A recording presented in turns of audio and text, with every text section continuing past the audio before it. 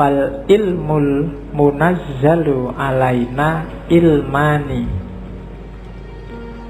Ilmu yang diturunkan oleh Allah pada kita itu ada dua jenis ilmu, dua jenis pengetahuan, zahirun wa batinun. Ada ilmu lahir, ada ilmu batin, yakni asyariah wal ma'rifah.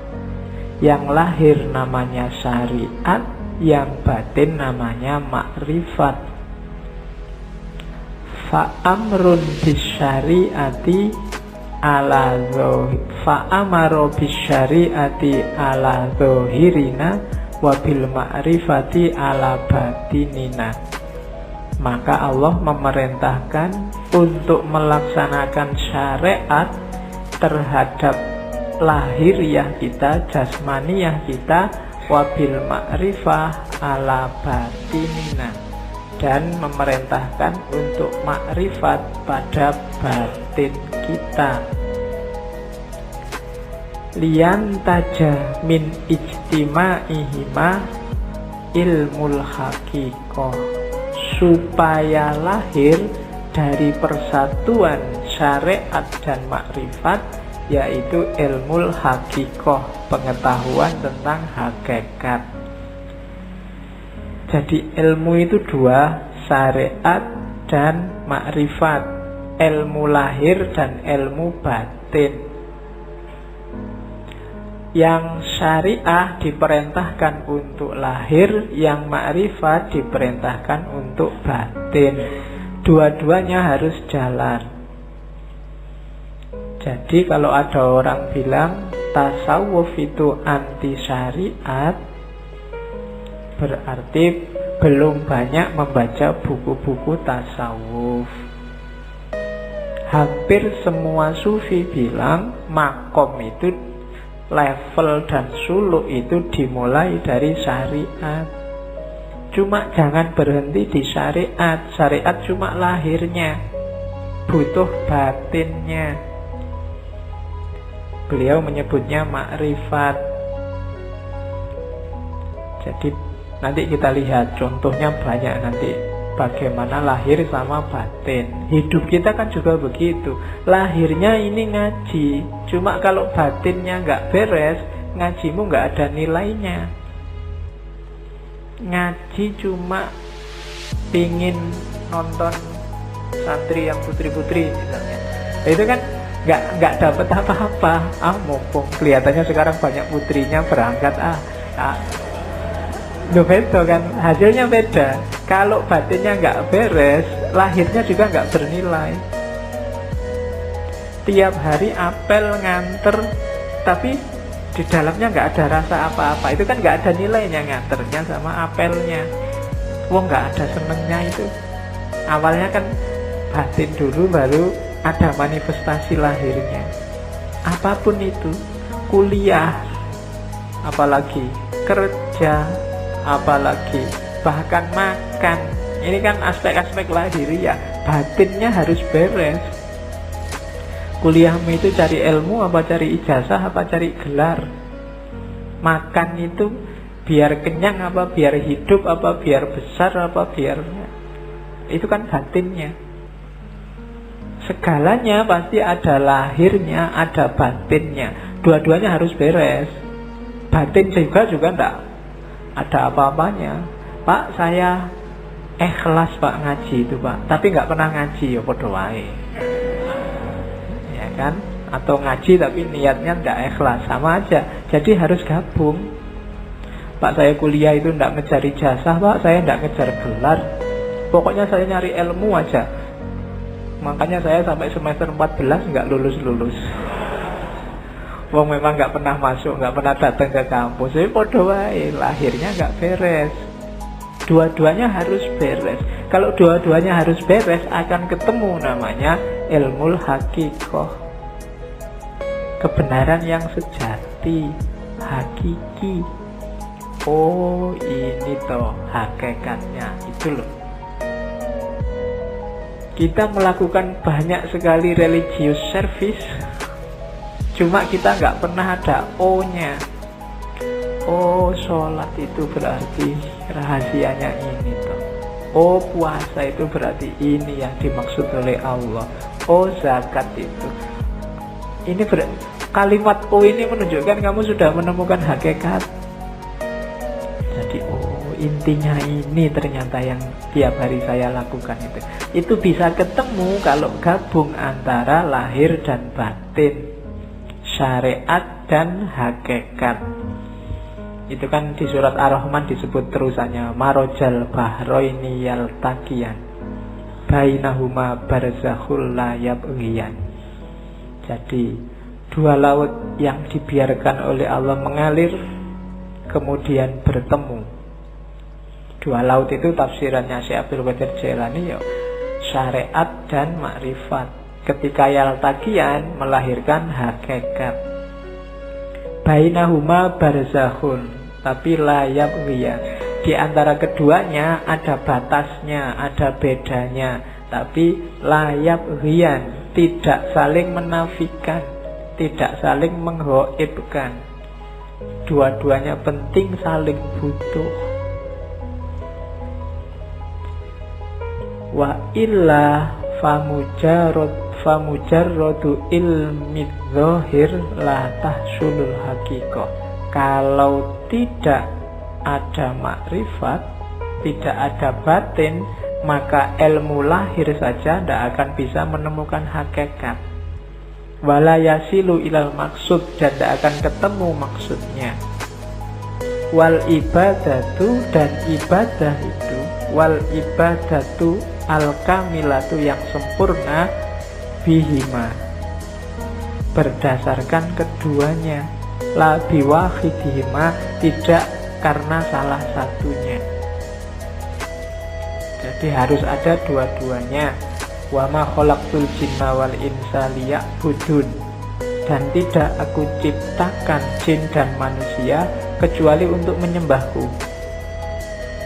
Tafsirnya Syekh Abdul Qadir Jailani liyak buduna itu ai sekaligus liyak rifuni, supaya kenal aku, supaya makrifat. Jadi ya'bud itu ibadah zahir, di situ terkandung liyak rifuni, supaya kenal Allah, supaya makrifat. Kenapa? Ya, faman lam ya'rifhu kaifa ya'budhu. Barang siapa ya, karena siapa yang tidak mengenalnya, bagaimana dia bisa menyembahnya?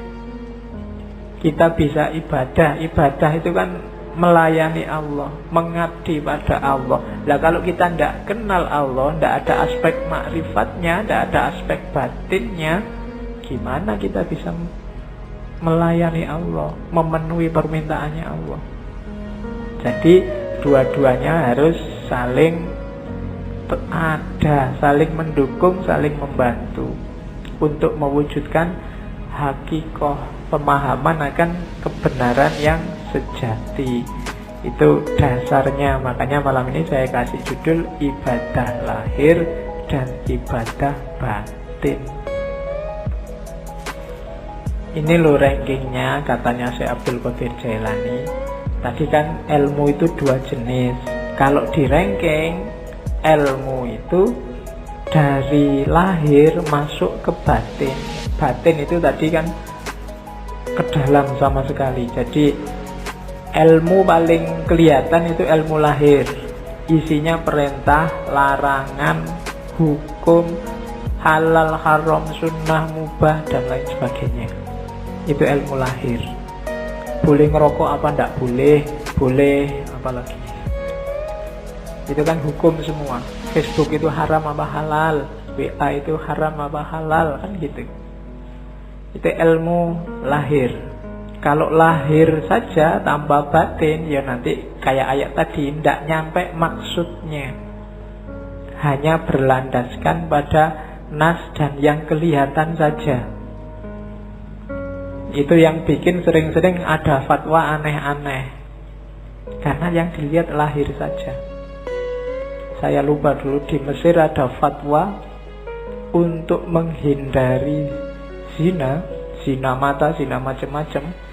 Misalnya nanti kita sekantor sama perempuan yang bukan muhrimnya, Maka disarankan yang laki-laki ini boleh nyusu dulu sama perempuan ini. Kalau sudah nyusu kan jadi anak susuan halal. Bukan lagi. Loh ada kan yang gitu loh. Dulu saya lupa Mesir apa mana itu, mufti yang fatwanya aneh. Jadi biar kalau kita berdua sama perempuan bukan muhrim satu ruangan kan nggak boleh. Biar halal, nyusulah dulu. Kalau sudah nyusu, jadi anak susuannya. Halal sekarang. Loh. Enak ya kalau gitu. Oke. Tapi nggak usah minta nyusu ya di masjid.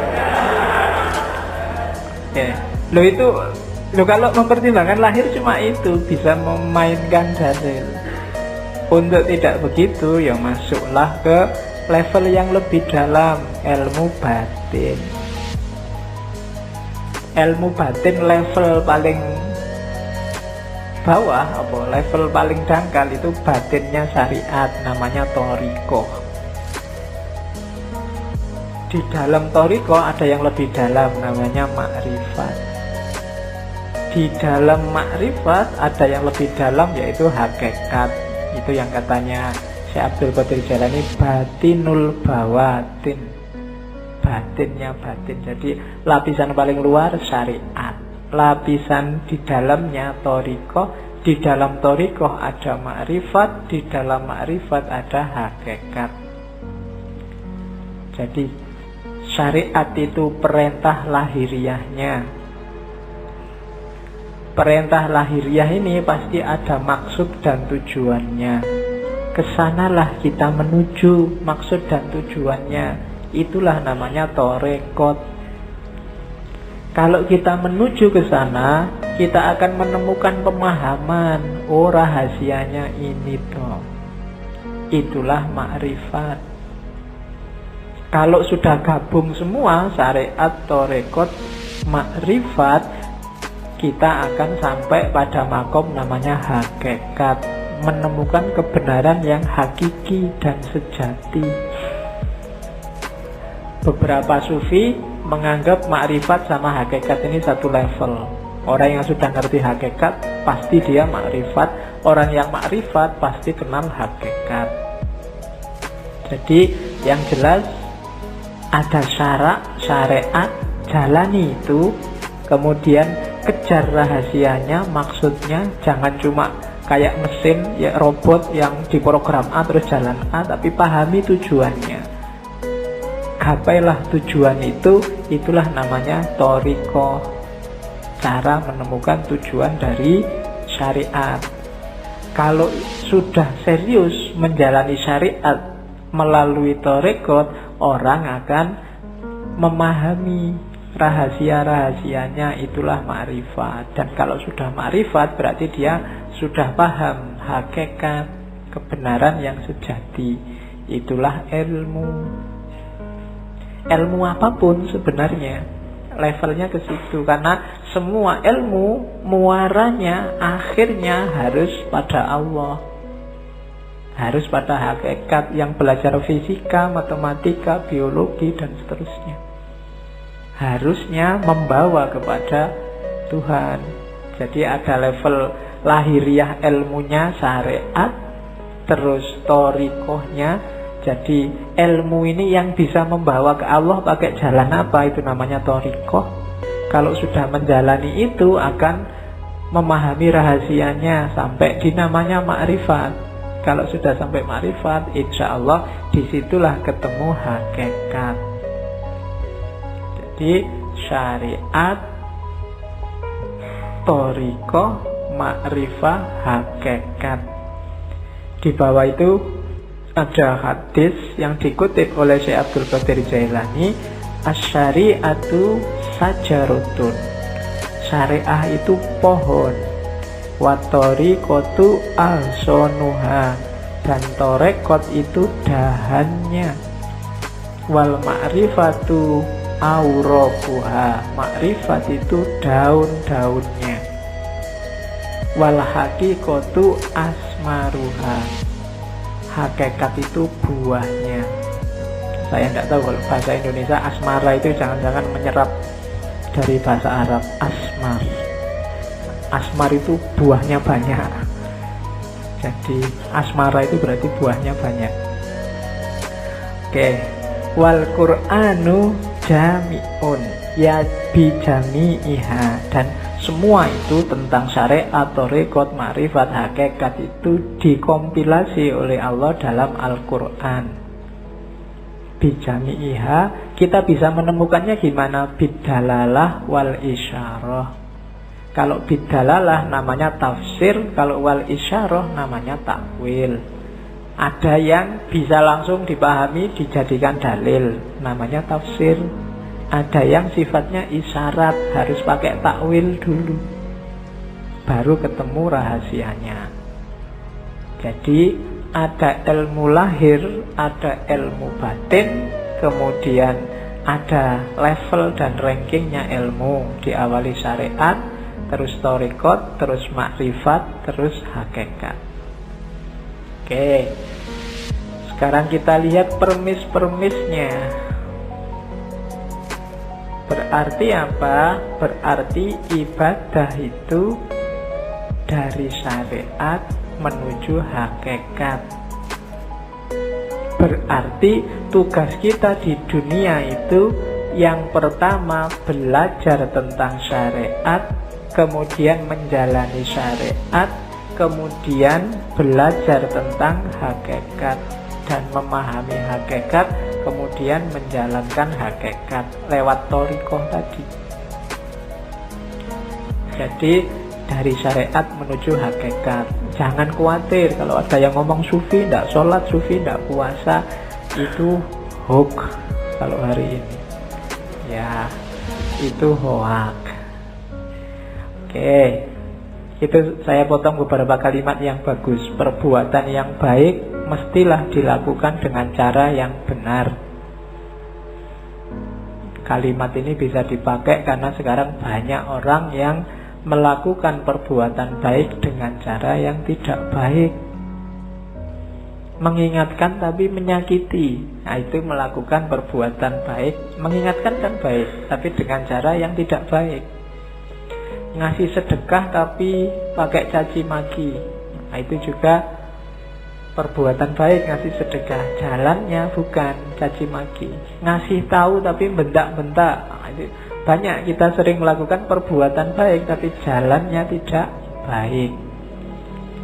Ada juga yang kedua, berhati-hatilah dalam beramal agar amalan itu bukan untuk dipertontonkan atau diperdengarkan pada orang lain. Semua dilakukan karena Allah, hanya nyari ridhonya. Banyak sekarang orang yang pamer.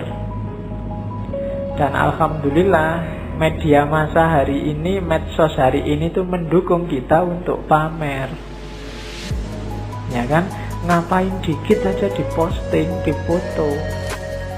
Baru traktir temen nih, difoto jazz.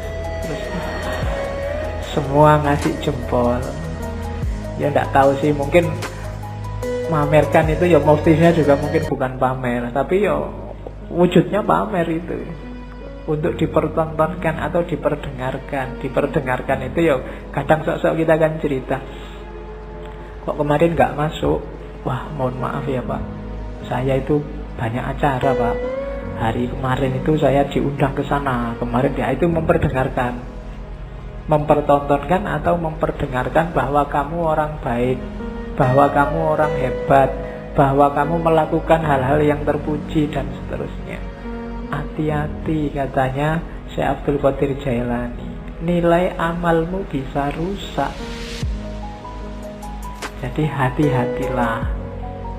Ya memang kita wajib melakukan kebaikan, cuma jangan sampai sudah capek-capek berbuat baik tidak ada nilainya, karena ujungnya hanya pamer. Ujungnya hanya ingin dilihat atau didengarkan orang lain. Yo, hati-hati, tidak akan ketemu hakikat. Syariatnya bener nolong orang, tapi ya karena dipamer-pamerkan, mungkin hasilnya ya cuma dipuji orang. Hakikat amalnya hilang. Jadi berbuat baik itu dari syariat menuju hakikat, kemudian pakai thariqat yang baik, dan motifnya harus ikhlas. Ikhlas itu hendak mempertimbangkan efeknya. Apakah dipuji orang, apakah dicaci orang, kalau memang baik dijalani aja.